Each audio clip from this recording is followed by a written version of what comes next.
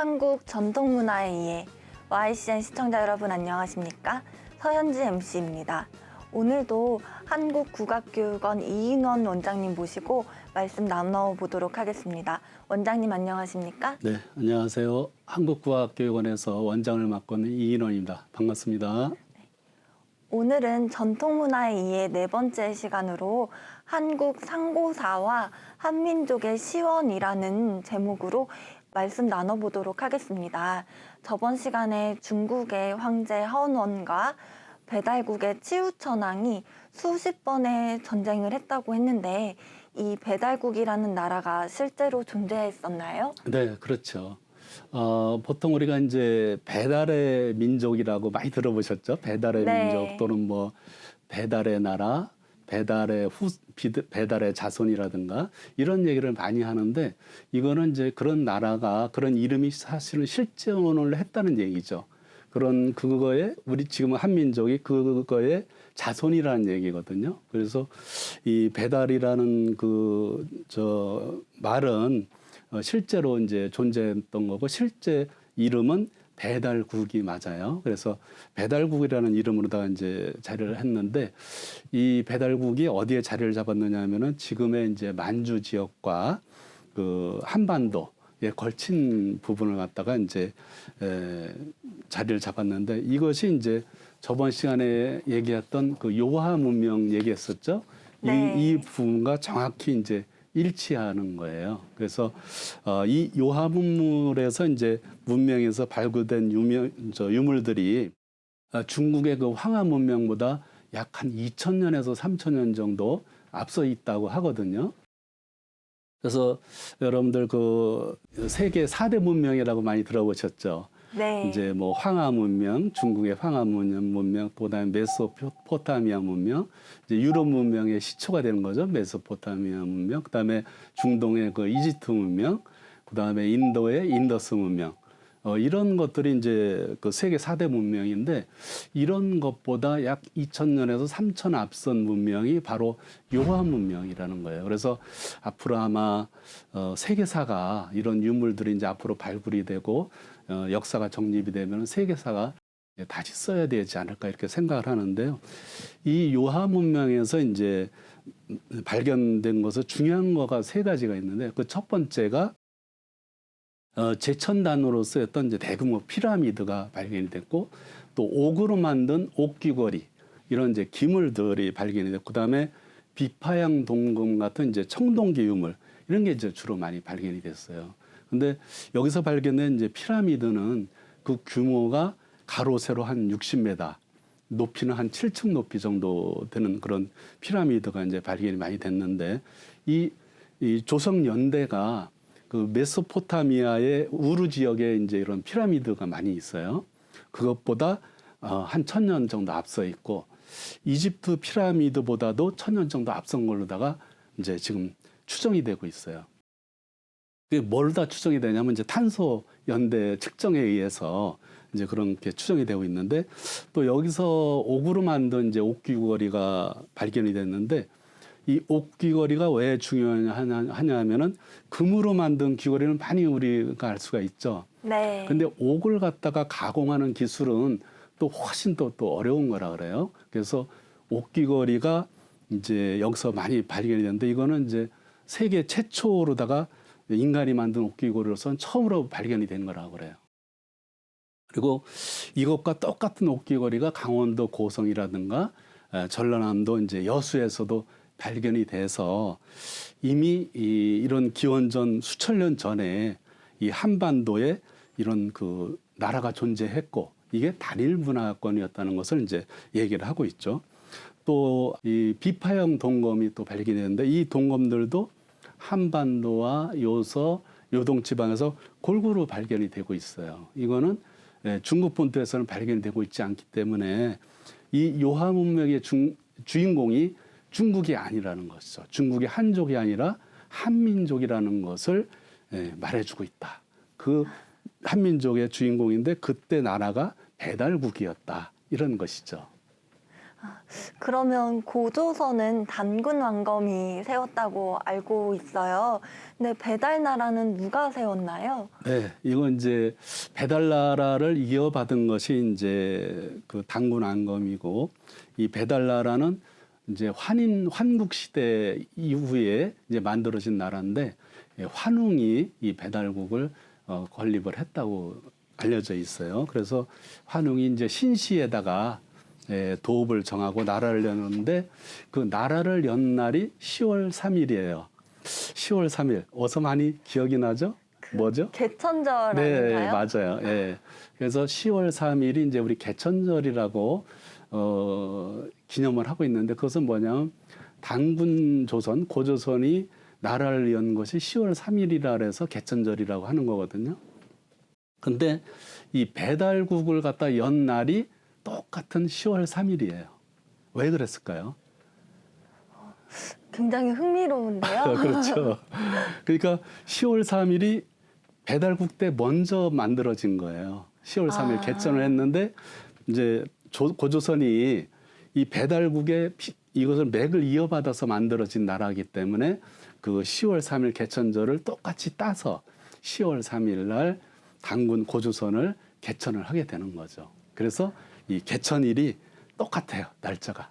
그리고 이제 중요한 게 단군 조선을 하면은 이제 건국 기념이 있죠. 건국 기념이 네. 이제 뭐 홍익인간이라고 그래서 많이 들어보셨죠? 옛날에 이제 국사 교과서에 많이 나오는 건데, 이 홍익인간이라는 것은 널리 인간을 이롭게 한다, 이런 뜻이거든요. 그런데 이 홍익인간이 단군 조선의 건국 이념이지만 사실은 배달국의 건국 이념이에요. 그러니까 배달국 이래로 내려온 그 이념을 갖다가 단군 조선이 개국일도 이어받고 건국 이념도 그대로 이어받아서 바로 이 그 고조선이 배달국을 그대로 이어받은 나라라는 것을 천명을 한 것이죠. 네. 그러면은 그 고조선이라는 게 조선의 원조 버전이라서 고조선이고, 그렇죠. 원래는 그때 당시에는 조선이었겠어요. 그러니까 우리가 이제 고조선 하면은 나라 이름이 고조선이었구나 이렇게 생각하기 쉽죠. 근데 이제 나라 이름이 고조선이 아니고 원래는 조선이었는데 이게 이제 후에 우리가 태조 이성계가 조선을 세웠죠.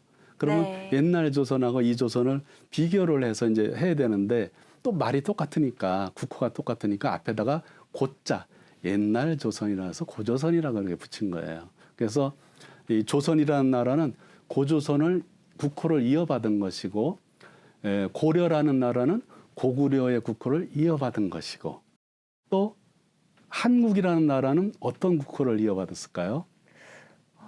왠지 환웅이 떠오르는데 정확하게는 그렇죠. 모르겠습니다. 우리가 환웅 그 이전에 환국이라고 있었어요. 그 환국이 다른 말로 한국이라고도 그러거든요. 이 한자어를 발음을 할 때 환으로도 발음하고 한으로도 발음을 해요. 그래서 환국 또는 한국인데, 그걸 이어받은 것이 대한민국, 줄여서 한국이에요. 그러니까 이 한국이라는 말은 대한민국을 국호를 지을 때 그냥 아무 생각 없이 한국이라고 지은 게 아니고, 그 우리 한민족의 첫 국가인 환국 또는 한국의 국호를 그대로 이어받아서 앞에다가 클 때자를 붙여서 대한민국 이렇게 국호를 만든 것이죠. 이렇게 말씀을 들어보니까 우리 민족의 네. 역사가 최근에 9,900년의 역사다라고 그게 맞죠. 네. 그러면은 그 배달국의 배달이 무슨 뜻인가요? 우리가 이제 배달이라는 말을 많이 하고 있는데 그 말뜻은 생각해 본 적이 없죠. 그죠? 네. 근데 이제 이 배달이라는 뜻은 배달, 박달이라는 뜻이고, 박달은 또 무슨 말이냐면 밝은 땅이라는 뜻이에요. 그러니까 이제 우리나라의 한반도와 만주의 지정학적인 위치를 보면은 해가 아시아에서 제일 먼저 떠오른 나라가 바로 우리나라예요. 그렇죠. 네. 가장 동쪽에 있기 때문에. 그래서 이 한국은 해가 뜨는 나라, 아침의 나라.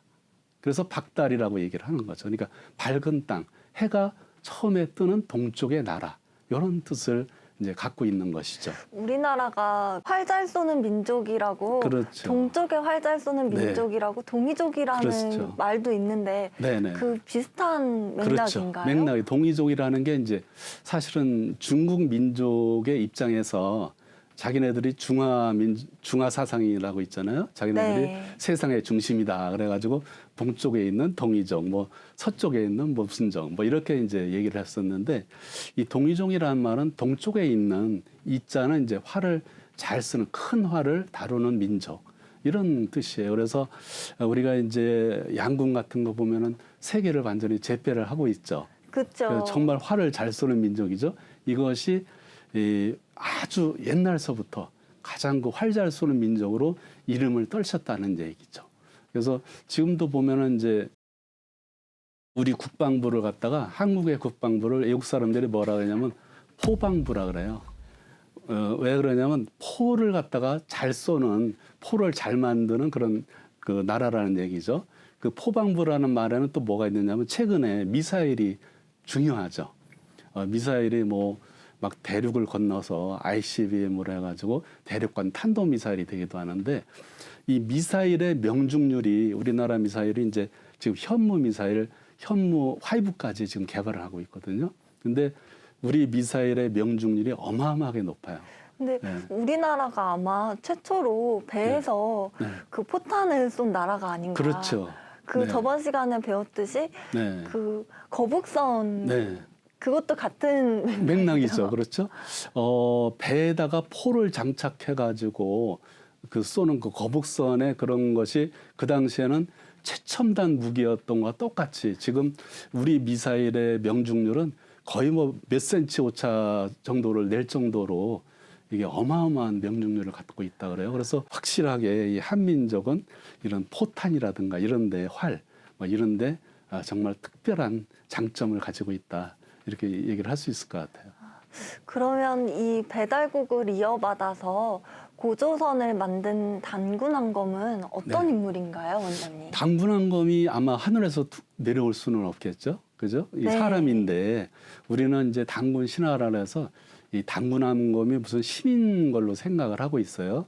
그래서 사람들이 하도 일본 사람들이나 이런 사람들이 그걸 신화라 그래서 우리 역사가 아니고 신화다. 그래서 우리는 당군 신화로만 알고 있죠. 근데 네. 사실은 당군도 사람이에요. 그러면 누구한테서 났느냐? 그 전에 배달국이 있었죠. 예, 배달국의 마지막 임금이 거불단 환웅이에요. 예, 거불단 환웅하고 웅씨 성을 가진 왕녀하고 혼인해서 낳은 아들의 하나가 당군왕검이에요. 이 당군왕검을 이제 환웅이 당군왕검 보고 가서 백두산, 태백산에 가서 도읍을 해서 나라를 다스려라 하고서 내려보낸 거죠. 그런데 그렇게 내려보내면은 사람들이 뭔가 좀 이런 신격화가 되지 않기 때문에 뭔가 이렇게 멋진 그런 저기가 만들어지질 않죠. 그래서 얘기를 갖다 꾸민 거죠. 그래서 곰이 동굴 안에서 쑥하고 마늘을 100일 동안 먹어가지고 수행을 해서 나와서 이제 그 사람이 사람이 돼가지고 여인이 돼서 이제 당군왕검하고 혼인을 해서 이렇게 낳았다. 뭐 이렇게 얘기를 하고 있잖아요. 그거는 이제 하나의 그거를 신격화하기 위한 그 신화이죠. 예. 사실은 이제 환웅과 웅씨 왕녀인데 이제 이 사람이 성씨가 이제 웅씨예요. 곰웅씨. 그래서 웅씨기 때문에 그 곰의 어떤 전설을 만들어낸 것이라고 이제 볼 수가 있겠죠. 우리나라가 그 문학에서 네. 시 있지 않습니까? 네, 네. 그 시가 거의 세계 네. 최고 수준이래요. 근데 네. 영어로 번역이 원활하지 않다 보니까 그렇죠. 노벨 문학상에서 네. 잘 이렇게 평가를 아쉽게 받고 있는데 네. 그게 그런 신화적인 은유적인 표현인가 그렇죠. 봐요. 그렇죠. 그런 부분에서 이제 우리가 창작 소설 뭐 이런 부분에서 창작력이 우리 한국 사람들이 엄청 풍부하잖아요. 그런 것도 이제 이런 데서 또 기인을 한 것 같은데. 네. 근데 창작력 하니까 말씀인데 네. 우리나라 국악도 네. 그 단순히 국악이 아니라 그 퓨전 국악이나 그렇죠. 그렇게 창작력이 대단하죠. 우수한 것 같아요. 그렇죠.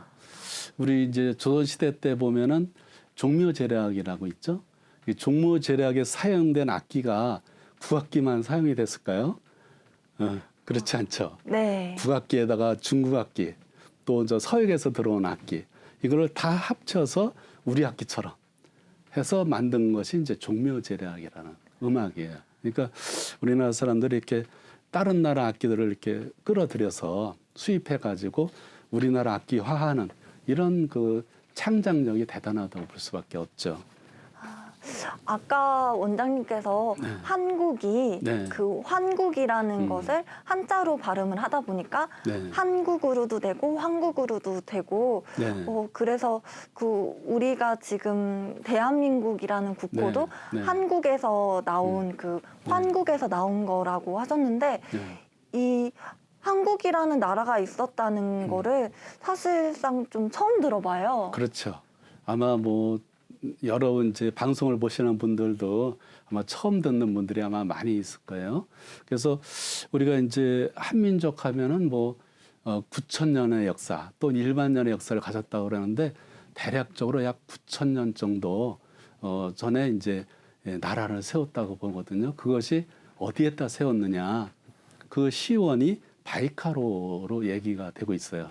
그러니까 이제 바이카로를 주변하는 곳에 이제 나라가 처음으로 만들어져 가지고 여기에서 이제 우리 한민족이 이제 발전을 하면서 점차 퍼졌고 그 주류가 만주와 한반도로 내려왔다는 거죠. 그래서 이 지역에 내려온 이제 한민족이 이 고조선이라든가 배달 시대 또 고조선 이런 시대를 거치면서 동아시아의 주된 그런 민족으로서 이렇게 자리매김을 하게 된 거죠. 근데 만주와 그런 위쪽에 러시아 땅 있잖아요. 네. 거기가 시베리아 지역이라고 하는데 네. 지금 생각해보면 굉장히 막 추울 것 그렇죠. 같아요. 네. 근데 그때 아니, 당시에도 그런 추운 데다가 나라를 세웠을까요? 아마 그렇지 않았겠죠? 네. 그래서 이제 그 당시에는 이제 지금으로부터 한 10,000년 전이니까 그 당시에는 시베리아 북쪽이 기후가 아주 온난한 지역이었다 그래요. 그래서 거기 살기 좋은 곳이었기 때문에 그쪽에다 나라를 세웠겠죠. 그런데 이제 점차 시간이 흐르면서 날씨가 추워지고 그러면서 이제 점차 남하하기 시작했다. 이게 이제 정설이죠. 그래서 지금도 그 바이카로 주변에 보면은 이제 부랴트 러시아 지금은 러시아죠. 러시아 땅인데 거기 이제 부랴트 공화국이라고 있어요. 거기에 사는 이제 부랴트 민족이 있는데 그 사람들의 생김새가 우리 한국 사람들하고 똑같아요. 그리고 이제 엉덩이에는 이 몽고 반점, 그 얼룩, 그 푸른색의 반점이 똑같이 그 사람들 엉덩이에도 있고 거기에 가면은 이제 우리 옛날 그 시골에서 볼 수 있는 선앙당. 이 선앙당이 뭐 하는 것이죠? 이렇게 이제 마을 어귀에 큰 나무가 있으면 거기다가 돌무더기 이렇게 쌓아놓고 그래서 이제 뭐 절도 하고 이렇게 하던 선앙당. 그 다음에 이제 솥대, 또 이렇게 나무를 새 모양으로 깎아서 세워놓는 솥대라든가 장승 이런 것들이 거기서 이제 찾아볼 수가 있죠. 그 다음에 이 사람들이 또 우리가 즐기는 씨름 같은 거를 또 즐겨요. 그래서 거기에 보면은 이제 이런 그 씨름도 즐기고 또 이 전설이 있는데 우리가 선녀와 나무꾼이라는 전설 아시죠? 네. 그 전설이 여기에서도 또 이 사람들 사이에 입에서 오르내리고 있어요. 그래서 그런 거를 보면은 이 바이카로 주변에 이런 그 땅이 우리 선조들의 살았던 그 흔적이 있구나 이런 것을 우리가 충분히 알 수가 있죠. 그래서 이 환국이라는 나라는 이제 남북으로다가 5만 리, 이 동서로 2만 리 정도의 넓은 땅으로 되어 있는데 뭐 비리국이라든지 양원국이라든지 또 구막한국이라는 이렇게 12개 부족 국가로 이루어졌다고 알려져 있어요. 네. 그러면 이 한국이나 환국에 대한 것이 환단고기 이외에 다른 역사서에도 등장을 하나요? 그렇죠. 중국의 진서에 보면은 이런 것들이 많이 나오는데 이 환국에 대해서 거기에는 이제 뭐 비리국이라든지 양운국이라든지 또 구막한국, 일군국이 있었다고 이제 기록이 돼 있어요. 또 삼국사기라고 있죠. 우리 이제 신라 시대 때 그 신라인이 이제 김부식이 지은 그 삼국사기에 있는데 그 삼국사기에도 이제 구다국이라든지 매구여국이라든지 그 12개 환국의 이름이 나오고 있죠. 그걸 보면은 이 환국이라는 것이 실제로 존재를 했다 이렇게 알 수가 있고 우리 그 무속 신앙에 보면은 사망을 모시고 있어요. 무속 신앙에서. 근데 그 사망이 누구냐면은 환국의 환인, 또 배달국의 환웅, 그 다음에 고조선의 단군 왕검 이 세 사람을 갖다가 사망이라 그래서 모시고 있죠. 이 무속이라는 것은 원래 우리나라 역사가 생긴 이래로 옛날서부터 전에까지 전해오는 그런 그 종교거든요. 그렇기 때문에 거기서 사망을 모신다는 것은 그 사망이라는 게 실제로 존재했다는 것을 뜻하는 거죠. 그 중국에서도 관우를 모시는 민속 종교가 네. 상당히 많다고 그러더라고요. 그렇죠. 같은 비슷한 것 같네요. 그렇습니다. 맞아요. 근데 우리는 보통 신화라고 알고 있었는데 이런 나라들이 실존했다는 것이 굉장히 새롭습니다. 그렇죠. 그래서 우리가 보통 이제 신화라고 이제 많이 알려지고 있는데 우리가 이제 그 일제시대 때 거기에서 공부를 한 우리 역사학자들이 많이 있어요. 그래서 그 학자들을 중심으로 해서 이 식민사관이 형성이 된 거죠. 그래서 우리나라 한민족은 아주 찌질한 민족이고 힘도 없고 열등감 있고 아주 그런 민족이라 이 만주 지역은 우리 한반도의 그런 영역이 아니고 한민족은 한반도에서만 주로 활동을 했다. 이런 그 역사관을 갖다가 이제 일본 일제에서 많이 심어준 거죠. 그래서 그런 관에 이제 경도된 역사학자들이 이런 그 만주 지역에서 일어난 그런 그 발해라든가 또 고조선이라든가 또 그 이전의 어떤 배달국이라든가 이런 존재를 전부 무시를 한 거예요. 그러다 보니까 지금과 같이 이렇게 이제 아주 그 잘못된 역사관이 생겼고 또 이제 중국의 어떤 사대주의적인 그런 역사관이 이제 조선시대 때 많이 만들어졌어요. 그래서 그런 역사관에서 이제 하다 보니까 중국의 사서에서 얘기하는 그런 부분만 인정을 하고 그렇지 않은 부분은 인정을 안 하다 보니까 고고학적으로 발굴이 됐는데도 그거를 부정을 하는 거예요. 그래서 앞으로는 이제 이렇게 하지 말고 이 연변이라든가 이런 데서 고고학물이 이런 것이 발굴이 되면 그걸 고고학적인 측면에서 이런 증거에 의해서 물증에 의해서 역사학을 새로 만들어서 역사를 새로 세워가지고 한민족의 역사를 새로 만들어야 되는 거죠. 그렇지 않으면은 우리 역사를 송두리째 중국에 빼앗길 수가 있는 것이죠. 그 일본 그 식민지 시대 때 우리나라가 일제 시대 때 그 일본 측에서 민족 정신 말살 운동 같은 거를 하면서 문화를 많이 이렇게 깎아놓고 이렇게 좀 축소해놓고 그래서 그렇죠. 역사 역시도 왜곡을 많이 한 것 같아요. 그래서 이제라도 원장님 말씀처럼 그런 실증하는 증거들에 의해서 다시 정립해야 될 때 같습니다. 네, 맞아요. 그렇게 해야 이제 우리 역사가 바로 서고 그 역사를 배우는 우리 후손들이 우리 한민족의 뿌리, 우리 역사에 대해서 정확히 알아야 우리가 앞으로 크게 발전할 수 있는 밑바탕이 되는 것이죠. 또 우리나라의 그런 이제 K-팝이나 한류 사업이 세계로 뻗어나가고 있습니다. 그렇죠. 그런 이제 우리나라 한류 음악의 뿌리를 알려고 해도 전통 국악과 전통 역사를 알아야 될 것 같아요. 그렇죠. 우리 전통 문화나 이런 걸 모르고서는 우리 한민족의 저기를 알 수가 없어요. 그래서 앞으로 세계 사람들이 한국에 대해서 또 한민족에 대해서 엄청난 관심을 가지고 연구를 하게 될 거거든요. 그래서 우리가 빨리 이런 것을 정립을 해서 세계 사람들한테 이것을 알려줘야 되고 그런 역사 속에서 한민족의 뿌리를 찾고 그 뿌리의 그 정통성 속에서 한국이 이제 발전할 수 있는 계기를 마련할 수 있겠다 이렇게 생각이 듭니다. 네, 오늘도 이인원 한국국악교육원 원장님 모시고 말씀 나눠보았습니다. 함께 시간 내주신 YCN 시청자 여러분들께 감사드립니다. 이인원 한국국악교육원 원장님 감사합니다. 네, 감사합니다. 저는 서현지였습니다. 감사합니다.